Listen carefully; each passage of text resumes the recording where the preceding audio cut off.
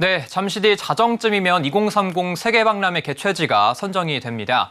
61조 원 규모의 막대한 경제적 효과가 기대가 되면서 민관 합동으로 원팀을 꾸려 부산 유치를 위해 열심히 뛰어왔는데요. 특히 재계는 파리 현지에서 유치 지원에 나서면서 힘을 보탰습니다. 김유진 기자와 그간의 여정 정리해보시죠. 안녕하십니까? 안녕하세요. 네, 2030 세계 엑스포 개최지 선정 투표가 잠시 뒤 9시 30분에 이제 진행이 됩니다. 어떻게 진행이 될까요? 네, 프랑스 파리에서 열린 국제 박람회 기구 총회에서 2030 세계 엑스포 개최지를 정하기 위한 투표를 시작합니다.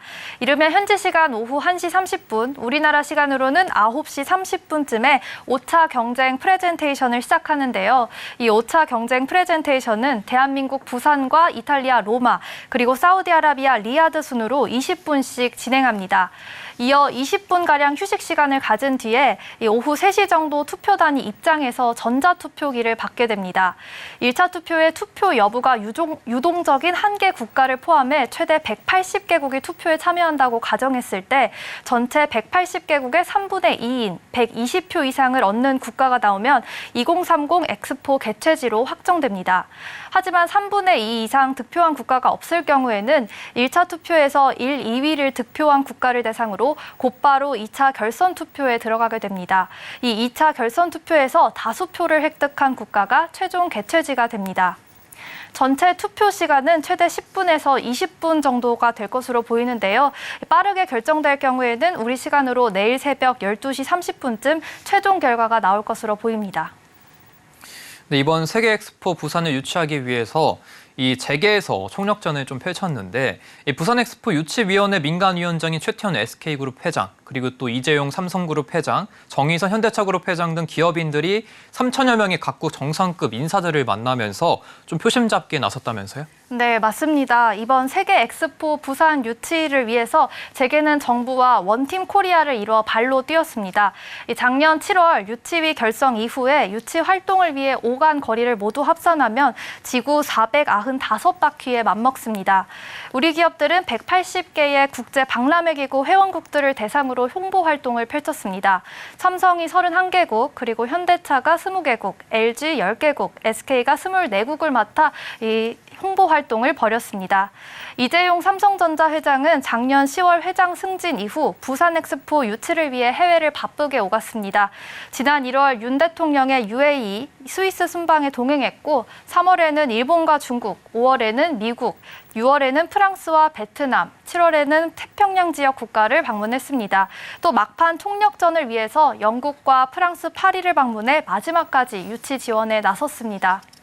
삼성전자는 프랑스의 샤를 드골 국제공항 입국장과 국립오페라극장 오페라 가르니에 등 유동인구가 많은 곳에 대형 5개 광고를 설치했습니다.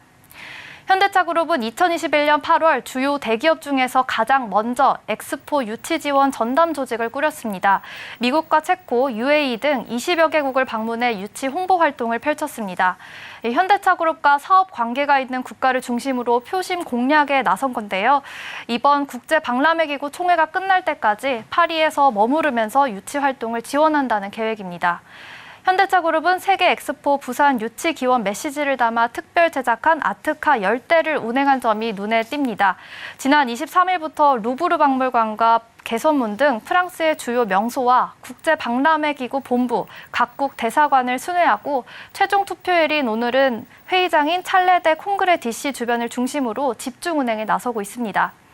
구광모 LG그룹 회장도 임직원들과 파리로 날아가 막판 표심 잡기에 힘썼습니다.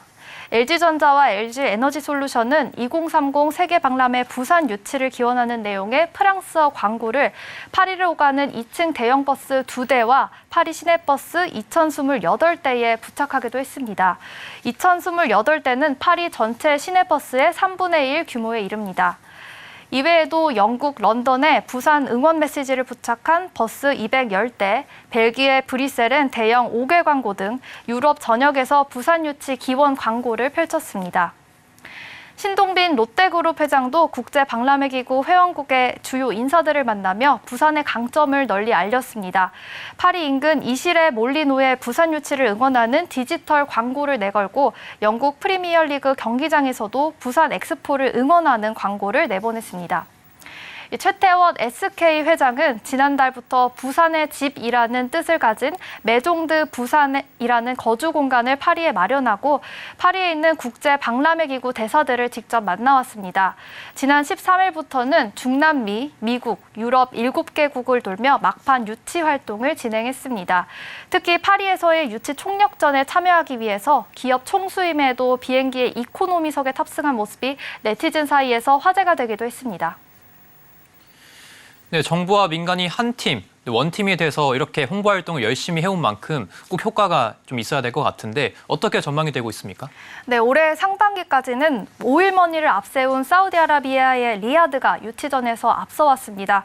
그러나 우리 정부가 민간 합동 홍보 활동을 통해 맹추격하면서 현재 전망은 안개 속이라는 분석입니다. 우리는 1차에서 이탈리아를 제치고 2차 투표에 진출해 사우디와의 2파전에서 승기를 잡는 희망적인 역전 시나리오를 상정하고 있습니다. 유치 활동에 정통한 정부의 고위 관계자는 민관이 모든 회원국을 일일이 접촉하면서 마지막 순간까지 정성과 집중을 다해 진정성 있게 설득해온 만큼 결선에서 사우디를 역전할 수 있을 것으로 생각한다고 말했습니다. 한국 대표단은 오늘 투표 현장 마지막 순간까지 표를 모으기 위해 설득전을 펼칠 예정입니다. 네, 자정 이후 부산 유치라는 좋은 소식이 들려왔으면 좋겠습니다. 오늘은 2030 세계 엑스포 개최지 선정을 앞두고 김유진 기자와 이야기 나눠봤습니다. 오늘 말씀 고맙습니다. 감사합니다.